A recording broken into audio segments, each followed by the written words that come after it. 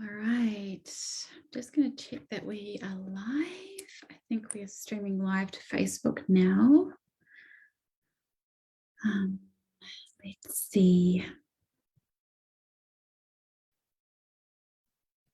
Cool. Just going to check that. All right, amazing. Hello, everyone. It has been some time since I've jumped on and done a Facebook Live. If you are catching me live, can you just comment or like, just so I can see that everything's coming through okay? There seems to be a bit of a delay on my end. Okay, I think we're good. It's been so long since I've done one of these streaming. Let's see. Okay, awesome. I'm just going to trust that this is all working. So, hello for all of you who I haven't seen or spoken to in a very long time. I'm really excited about this conversation. A lot of you have probably been following my journey over the last few months. And in respect of this live, I'm bringing through a beautiful woman who I have met through conversation, and she has an incredible story, a really heartbreaking story to share. But from all darkness, there is light, and what she's doing is something so incredible. And of course, I wanted to be a part of it. So she's actually in the waiting room right now on Zoom. But I wanted to quickly just say hello first and just thank everyone for your support. The intention of this live is to share and bring some awareness to similarities through what myself and Malaine had gone through, and to share some really beautiful opportunities that you can support also in the things that we've gone through. So if you don't know my story, just quickly before I bring her on, my partner and I fell pregnant February of last year, and our initial reaction was kind of in shock because both of us had kind of decided that we didn't want to have children. But when we were faced with that situation and I hadn't felt pregnant before, I really was like, okay, maybe this is a gift from the universe. Like maybe we are supposed to be parents. Maybe we're supposed to bring children into the world. And following that, we went through a massive roller coaster of emotions, and we actually found out that our baby had Phelan-McDermid syndrome, so basically abnormal chromosomes. And due to that, there was going to be a whole number of things that would happen if we were to bring him into the world. And so this happened last year when we were both in Melbourne. We were also going through lockdown at the time. We didn't have very much support. We had the support from our genetic counsellor. We didn't have any family or friends around because, as you know, we were all in lockdown. And from that, we said goodbye to our first little baby boy in June of last year. And of course, as you could imagine, it was one of the hardest things to ever go through, something I'm still really coming to terms with right now. And we decided from that moment, because it was quite a hard thing emotionally for me to deal with, and Dion was my only support there, and he also needed to go through his process, we actually made the decision to move back home to New Zealand. So we're home in New Zealand now. Another reason why we moved away from Australia as well is because we didn't have any government support, and so it just was safer for us to be back home with family and really allow ourselves to go through this grieving, healing process. And then we decided to travel to New Zealand, so we did that. And the day after my birthday, which was in January this year, I did a pregnancy test because I could feel something was going on. I wasn't feeling the best, and I was pregnant. And of course, I had a lot of fears coming up. And from that, we actually went down the same path, different location. Obviously, we had more support because it was through here in New Zealand, but basically we received the same results. And so only recently, I would say probably a couple of months, I feel like there's so much that's been going on, but I would say it was May the 19th. So a year after each other, June the 19th last year and then May the 19th this year, we said goodbye to our second baby boy. Now, behind us, so I've lit a candle for them both, and also for Malaine's baby boy as well, Noah. And my whole intention for creating this campaign, so most of you would have received messages from me or seen me blastering it all over social media, is because my experience at the hospital, there wasn't a lot of support. I was really grateful that I had experienced this before, and so I knew what I needed to do in order to go through this experience. But if I was going in there my first time, I couldn't even imagine someone going in their first time going through what I went through, because I had experienced it before. Dion had experienced it before. We could hold ourselves and we could go through the process, but there was no support whatsoever. And then leaving, it was just kind of like, okay, this has happened, you've delivered your baby, all right, let's put him in a box basically and go home, and then you have to just figure it out for yourself. And obviously going through that, I know Melanie will probably share her story as well, is that you feel like what the hell, you know, like you've gone through this experience of just all this emotion and grief, and then having to deliver your baby, like literally give birth to your baby, and then that's it, like there's no support. So when I found out about the Noel Alexander Foundation, I jumped on it immediately, because what Melanie is doing here is actually supporting women who have gone through child loss, stillbirth, and giving them support and services to go through that grieving process. Because if it wasn't for my family, especially my mum, dad, and my sister, they were there with Dion and I the whole time. And without them, I don't think we would have been able to get through what we've been able to get through. So I'm going to bring Melanie on now, because I can feel the emotions starting to rise. And I'm going to introduce you to this beautiful woman who's going to share more about her story, and also if you have donated to the campaign, where your funding is going to go to. And if you haven't, then you can get an understanding of why I'm so passionate about this foundation. So here we go. Let's bring her in.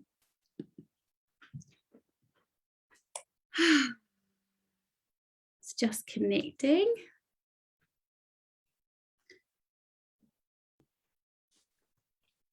Hi. Hi, Melanie. How are you? I'm good. Oh, thank you so much for taking time out of your day just to be here with me.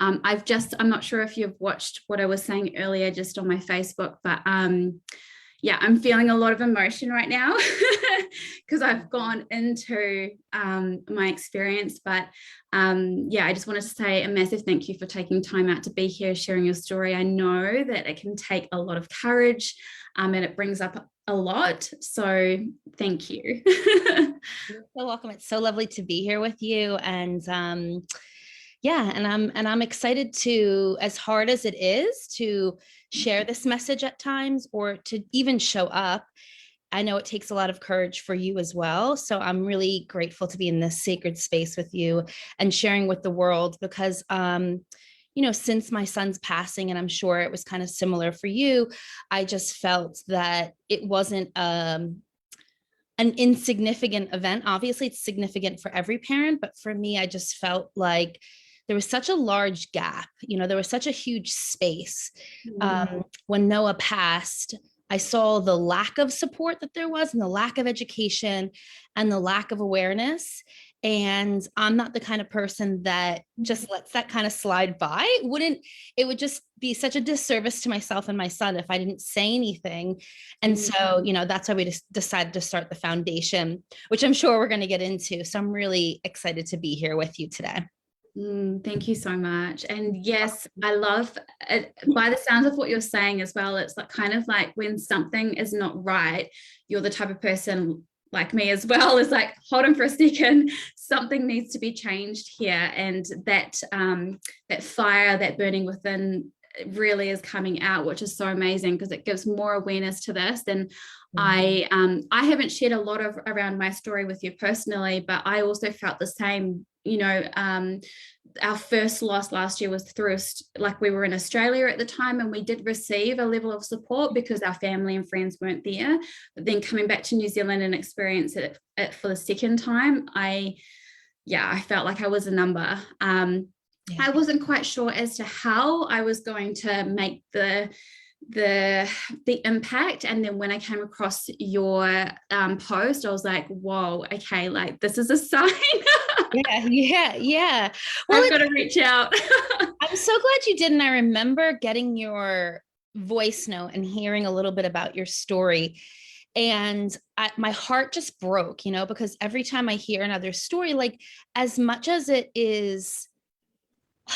makes you feel like you're not alone, you realize that it's happening to other women, but it's also just heartbreaking because you have this mutual understanding of the immeasurable pain and grief and heartbreak that person is going through. Like, it's different stories and different experiences, and there's a lot of different variables in our stories of loss, but you still have that commonality, that common thread and theme of, like, just this unimaginable heartbreak. And I think, in our society, it's, and I don't know about you, because I've been in the personal development world and the transformational world for about 8 years now.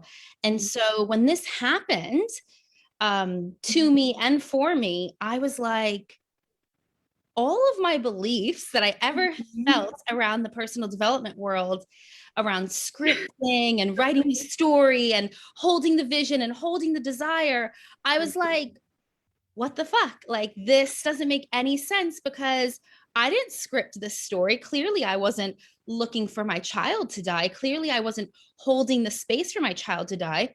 And I was like, I was doing all the things that they say. Like, I wrote out the story. I was holding the vision. I was like, I wrote the birth plan out, and I was rereading it every morning and listening to it and all the things. So how was this my outcome? How was my outcome so vastly different from what my desired outcome was? And that was really, and I'll say, like, I'm still kind of in that exploration of, what does it all mean? And what does his death mean? And why is it occurring, and all of that? And I'm in that exploration, and I have moments where I'm like, I understand, I get it. And spiritually, I'm like, yes. And then I have moments where I'm like, and I don't give a shit, because I just want my son back. And I don't want to be that person. I don't want to be the person starting the foundation or stepping into the space. But here we are.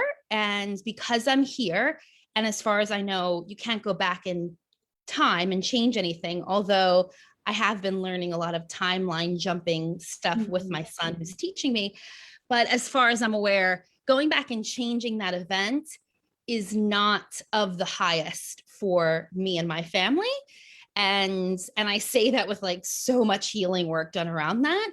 And so here I am, and I'm like, I'm so glad you reached out to me, because I just think it's so important for us as angel mothers to connect, to be able to share that, link arms on this journey that I know will be very challenging and will have hidden potholes, but also because we've done so much work and we've been in the personal development world, and we know, what a lot of people don't know of resources and tools to grasp. I was like, I need to create a hub that shares it with the women so that they can have support and their husbands can have the support to be able to, move on this journey with a little more grace and ease, finding a breath in between the emotional, overwhelming feeling that comes in when you lose a child. And if I can offer that to anyone, then that would bring me a little bit of joy, and it would mean that he didn't die for nothing. Totally. Yeah, you're so right in saying that. There's been times I've questioned my spirituality. I'm like, how did I manifest this? Like, is there someone watching over me? But I see now, and of course, like you said, in the moments when I'm in the depthness of, okay, I understand. And then there are moments when I'm in my humanness and I'm like, it's just not fucking fair. Like, it is just not fair. So yeah, I get it. I get it. And being okay with that as well. Like, I think that's been the most important thing that I've allowed myself to feel, is like, it's okay to feel in that. And it's also okay to feel like, okay, I see how this has been manifested. I see how I've contributed to that. I see how this has been a lesson for me, et cetera, et cetera. Yeah, totally. I think it's easier for us because we've done work Yeah. to find that, okay, I can understand on a soul level what the agreement was before I came down here. I can grasp that. I can understand on a spiritual level what the evolution and expansion is for myself. I can understand that and I can grasp that with 8+ years of work, that I've been doing all of this deep diving into, why am I here and connecting with my soul and all of that. And there's so many people, like, not right or wrong, good or bad, that haven't done that work and might not be able to get to that meaning as fast as we can. And I know for me, in those human moments, that I have those human moments of, what the fuck? Like, why is this happening? This is so unfair. And from a human perspective, it is really fucking unfair, and it's cool to be in those, not cool, but I think it's appropriate, is what I want to say, to be in those moments of, it's unfair and why me, and actually to play around in the victim for a little bit, because if you just completely bypass that, like, it's cool, I got the meaning, I'm good, I can keep rocking and rolling, you're actually missing the brevity of, like, the experience that is happening for you and to you. But I know a lot of people that don't have that kind of work, so can never really manage to find that. And that's why I feel like there's such a huge gap, especially in stillbirth, especially in, terminating for medical reasons, especially in neonatal deaths. There's so much taboo around it. There's so much that's not spoken about. And I think particularly in the personal development world, because it's like, oh yeah, that's not my story. Whew, thank God that's not my story. Like, and it's almost like a negating of, like, well, that still can't happen to me. And it's like, I'm not saying that it's gonna happen to you, but what I'm saying is that I think you need to be educated on and have a little more awareness, so that people can interact with us and other angel parents with a little more grace. And I think also providing angel parents that haven't been in the personal development world the tools and the resources to really help them find meaning in something that is so unimaginable. Beautifully put. So good. So obviously, with your foundation, that's something that you're bringing to the world around actually supporting those who haven't been. Because I think back to the version of me in the past, and I don't even know how I would have been able to cope with having that experience as that version, as the version I am today, because of the work that we do, So I can see where this is going to help so many women out there and families, because I'm not too sure about how your partner is going through this, but as we all know, with grief, people deal with it differently. So such a beautiful place to actually help those who aren't in the spiritual or the personal development world, and actually help them get to a place of whatever that place looks like, because I can't say it's like it's like, I think some people, I have my days where I'm like, fuck the world, fuck everybody, everyone sucks, this is awful. And I think that that's so appropriate and so warranted and so needed and justified, and all the things that I might not have said in the past. But, I think it's about, for me at least, and the other angel moms that I talk to a lot, it's about just being able to find the breath, which one of my angel moms likes to call the grace in between the pain, and somehow managing in that grace to find a new normal, a new way of living.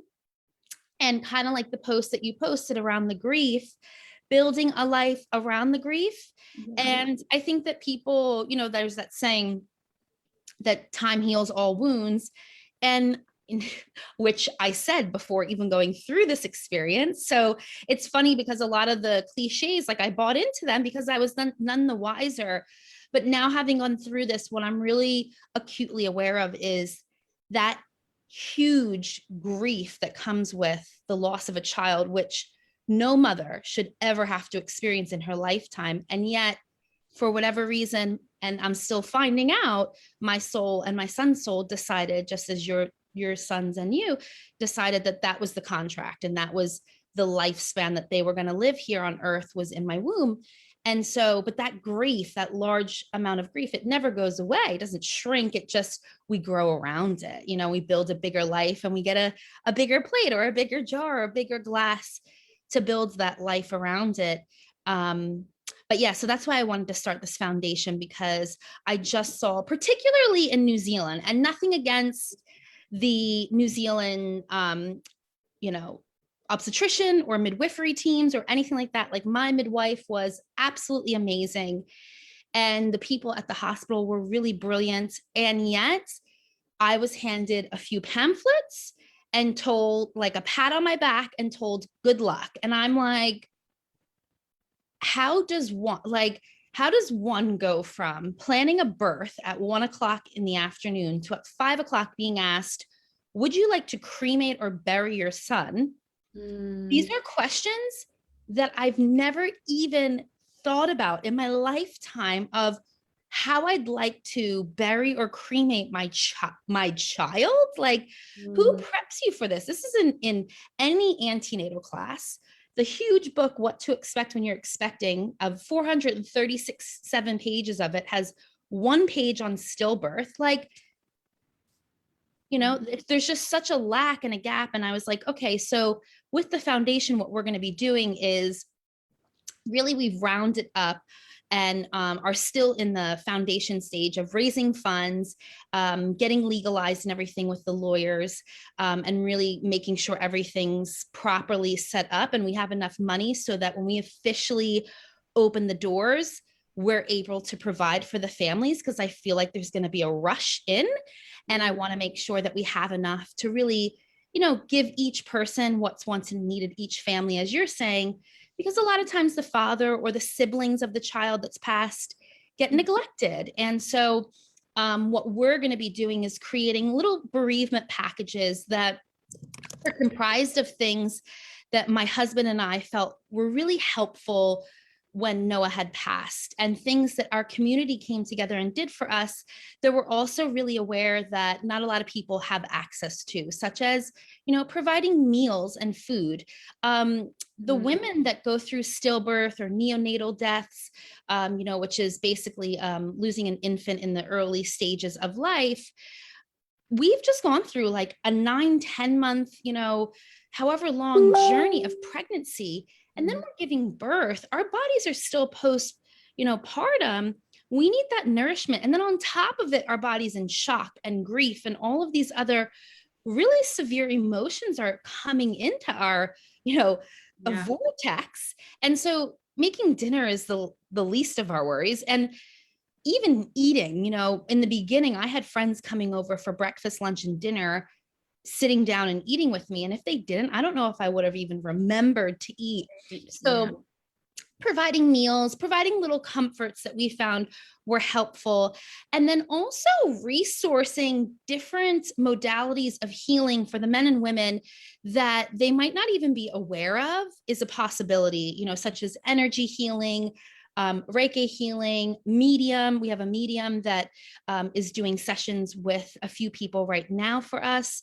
Also family constellation work, really finding if there's anything in the past generationally that comes up that needs to be healed. For me, my son passed away from a cord accident, which I'm actually finding out is one of the more common ways that stillbirth can occur. And my great grandmother also had a stillborn that was a male from a cord accident. And so there's a repeat in the family lineage. And so I really believe that it's my job to do the healing work around that. And so people that are kind of in tune with that, we have access to a woman that's doing the family constellation work. We have a lot of people that are just donating massage, trauma healing. Like there's people that as soon as I've told them about what it is I'm up to, want to start donating those resources. So when someone goes through a stillbirth, neonatal death, and I don't know if you shared with them, but like a stillbirth is a child that passes after 20 weeks gestation. So we're helping anyone that has lost a child after that. Not that it's at any gestation isn't as painful, but that's just where we're focusing on stillbirth and neonatal. Otherwise, I think we'd really have a lot of people to serve. But yeah, just, really having those resources readily available so that when it happens, we can just say, I can sit down with the mother or the father and say, tell us what you need, tell us what you want, and we'll get it done for you, as opposed to it being some overwhelming task. Even providing the ability to call the funeral director and, set up cremation for them or set up the burial, get things. I didn't want to do it. I had my best friend call the funeral director and organize cremation because I just couldn't do it, Mm-hmm. Totally amazing. That's so cool. So good. Mm-hmm. I actually didn't share much of your story. I didn't share the full details of it. So if you wouldn't mind sharing your story, that would be really amazing. Yes, I would love to share my story. And I can't promise that I won't cry, you guys. So if I start to cry, just bear with me because I'm still early days with my son passing. So my third little boy, Noah Alexander, was due on June the 12th. And at the end of May, when I was at my 37-week checkup with my midwife, going through the birth plan, I was with my doula on that day as well. And I had decided that because he was my third and final pregnancy, well, he was supposed to be my final pregnancy. I'm going to get pregnant again at this point, but he was supposed to be my last. And so what we decided, because my second son, Liam, had come really fast at home. And so that was not a planned home birth. And so I decided that the last would be a planned home birth and kind of a completing of that phase of my life. And so I had gone in to go over all the details with my doula and my midwife, and we were talking for nearly an hour, if not more. And she was like, okay, cool. So she gave me all the blood work to do for that week. And we scheduled my next appointment. And she's like, okay, quick before you go, let's just check on Bubs, hop on the table, we'll check for his heartbeat, and then you'll be on your way. And because it had been like a very straightforward pregnancy, no complications, no health issues, and it was also my third, and both my first were also straightforward pregnancies, I didn't think anything of it. So I hopped up and she put the Doppler on my stomach. And as soon as she did, I knew something was wrong because at 37 weeks, you're pretty far along. You're basically full term. And if he came out even a week prior, it would have been fine, basically. So when she put the Doppler on, there was nothing. It was just stagnant noise. And I'll never forget that noise. And it was just like, she kept looking around, moving the Doppler around to see if she could find the heartbeat. And she said to me, not to worry, he's probably just in a weird position and we can't hear him. Mm-hmm. And I bought into that too, because you're clinging to hope at this point. You want to still believe that there's nothing wrong with your child. And then another midwife came in and she still couldn't find the heartbeat. And then they asked me if I could come into a room where they did a scan. And I could just tell on their faces, like the doula was trying to come in and my midwife kind of pushed her, guided her out and was like, no, no, no, no, no. And I knew in that moment that he was gone. I couldn't really connect with it in that moment because it's such a 180. You're planning for life. You've been pregnant for 9 months. You're prepping for the arrival of your child, a completion of sorts. And it just felt like the rug was literally ripped underneath me. And so we headed over to the hospital because they wanted to confirm that he had passed. And my husband had met me there. And basically, they just confirmed our worst nightmare, that he had indeed died. We didn't know any of the details. We didn't know how he died, when he died, all of those things. And basically I started to get bombarded with all of these questions, when was the last time he moved? Did you feel him move? Have you been bleeding? Have you done this, that, and the other thing? And it just felt like, do you want to cremate him? Do you want to bury him? And I'm just like, still in this deep state of shock, like trying to process that my son is dead. Like it just didn't make sense to me. And after that first Doppler wasn't showing his heartbeat, or the sound wasn't coming through, I started really to connect in with him and was like, come on, baby, like move, come on, bud. And I knew, because he also hadn't moved in between the time of that and getting to the hospital, that something was wrong and that he likely had passed. They gave me some medicine and then scheduled an induction for 2 days later. Went in to get induced 2 days later. And basically they said to me, we don't know how he passed. All of your blood work thus far has come out perfect, meaning no infections, no blood clotting issues, no nothing. So we're not really sure how he died. We might not get an answer even after his birth, after everything else, but we'll see. His birth was so sacred. Like it was so special because my best friend was there, my doula, my husband, my midwife, and 2 other midwives on staff. One of the midwives on staff had also had a stillbirth 30 years ago. She had lost her first daughter, and that's why she became a midwife. So it felt really comforting to have someone there that knew. And everyone was just surrounding me as I was going through that laboring process, which they told me that I wasn't allowed to have an epidural and all these other things that I really wanted. So I ended up feeling all of the labor pain that you feel when you go through labor, which was quite intense. But after having delivered him, I was so grateful that I went through all of that and that I didn't numb out or opt out of feeling it all, and gave him this. And not that, because there are various ways to create a sacredness in birth, whether you have a cesarean or you take an epidural or you don't.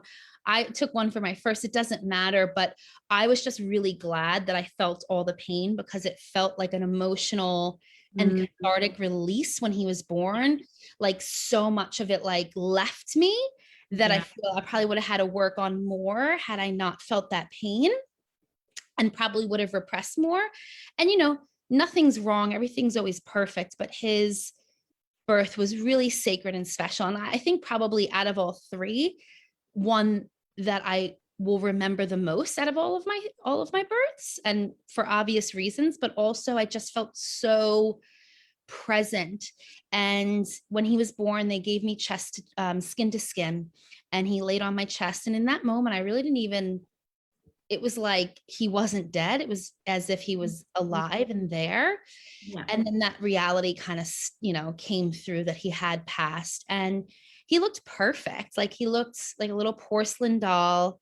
He looked just like my other 2. He looked like they're twin. Or I should say triplet, because I have 2 others.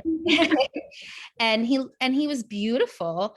Yeah. And because of these things called a cuddle cot, which some people that are listening and may or may not be aware of, it's a special kind of cot that helps preserve the baby so they don't decompose as rapidly, and it gives you a little bit longer time to be with them. For us, we decided that we wanted to keep it really sacred. So it was just my husband and myself and our son, and we didn't let anyone else in, but we were able to stay with him for nearly 3 days and really have some sacred time. And that time he was blessed by the resident chaplain at the hospital. We had a beautiful photo shoot by a charity called Heartfelt, that came in and took these gorgeous photos that I will treasure for the rest of my life. Like, I'm so grateful for that. And we were able to really just talk to him and say our goodbyes. And, by the time we left, I really felt that it was the appropriate amount of time and space for us and in that situation, and not to kind of stay with his body, as you could really feel that his soul wasn't there. You could really feel that he wasn't present in that body. And so then, so then he was cremated and brought home, and now he sits in our bedroom in a really beautiful urn. And now it's just about not moving on from him, because I don't think you ever move on from the death of your child, but it's really about moving forward. And the thing that I forgot to say is that when he was born, it was clear that the cord was around his neck twice, really tight. And and so the midwives had said, we've seen this and we're pretty 100% certain that your son died from a cord accident. And I didn't even know that was a thing. I didn't know that cord accidents happened. I thought being in the womb was the safest place. I had no idea. And there's a lot of information out there that will even say that cord accidents are really rare and they never happen and it's impossible. And, Wharton's jelly helps the cord to slip off. And all of that is true. And it is, it is a statistic. It is something that does happen. And within stillbirth, I'm learning, just as I'm doing more research and talking to different obstetricians and stuff, it's one of the higher probabilities of a full-term stillbirth is, having a cord accident. And they're not necessarily preventable, but there are things, if women are educated and more aware, that can be done to cut in half the risk of a cord accident, which is why I'm really so passionate about sharing my story. Do I know if I could have saved Noah if we did different things? I don't really know. Probably not, but we'll never really know. But now that I have the information that I have, I know moving forward, I can create that scaffolding in my next pregnancy to really decrease that risk. And I feel like that's important for mothers, particularly, to have that awareness so that they have choice. I didn't have choice. I wasn't given a choice of, do you want to put this scaffolding in place or not? I was just told those things are rare. They never happen. It's like lightning struck. Well, it struck. So now what? And so that's why I'm passionate about sharing my story, not to instill fear, but to really instill that education and that awareness so that women have choice. You don't have to install it in your pregnancy plan, but it can't hurt. Yeah. Amazing. Thank you so much for sharing that. And you did it so beautifully as well. I'm sure you're I was I think too, a lot of times I think he just channels through me. It's just speaking through me. Because a lot of times when I tell the story, I don't get choked up at all. And then there's times that I do. But I just think it's so important for us to tell the story, to share our children's names. And I think a lot of people would be under the impression that we wouldn't want to talk about it and that we wouldn't want to say their names. And it's actually quite the opposite. Yeah, because you're bringing, resonance to them, that they lived here, their soul is present here right now. Yeah. So beautiful. I also wanted to get you to speak around the work that you're doing around your prayer circle. So I know that you reached out to me a few days ago and let me know about this. I thought this was amazing. So I wanted to get you to share a little bit more about that. Totally. So basically, I run a prayer circle every year. I've run one once this year when I was pregnant with Noah, and I decided and felt really guided and led actually by him, because he's been such a guide for me since he's passed, and really had this message come through to start another prayer circle. And so this prayer circle in particular is called Devotion. And what Devotion is really about is supporting particularly women, nothing against men, but I feel like I can resonate a little bit more with the angel moms. And it's for any woman in general. But if you're an angel mother listening in, you will get a VIP pricing for it, because I really want to make sure that angel moms have access to something like this to guide them through such a challenging journey, whether you're fresh out of the experience or the experience was 30 years ago, doesn't matter. Just make sure that you connect with me and let me know that you're an angel mom.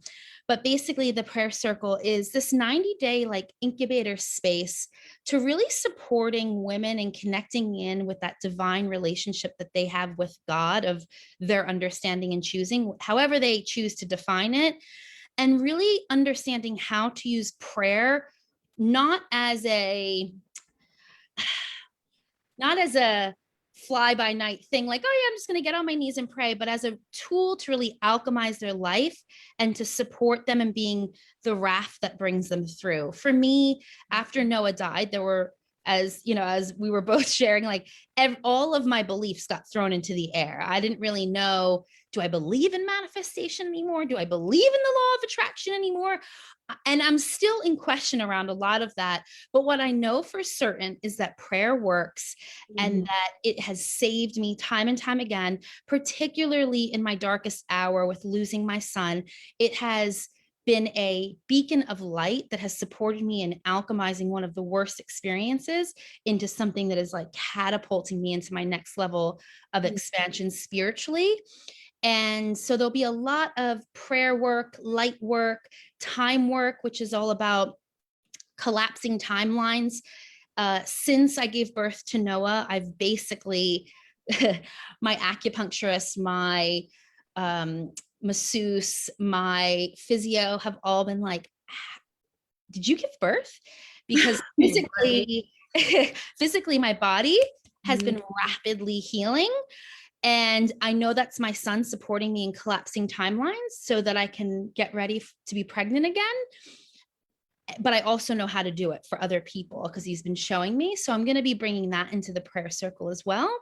So it'll be a mixture of logical and applicable tools that you can use in your life that will make sense, and a lot of magic and energy work that might not make sense, but will show up in your life as a miracle. That's so beautiful. Amazing. So when does it start? So it goes for 90 days. And when does it goes for 90 days. I just opened the doors for enrollment. It will start September 1st. So August, I'm going to be doing a lot of enrolling.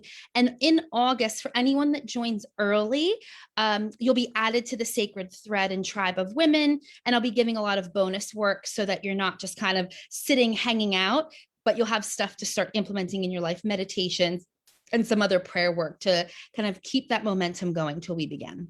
Beautiful. Amazing. And I can grab the link off you and pop it in the comment box with this as well, actually. Yeah. You want me to give it to you now or later? I'll grab it after. Perfect.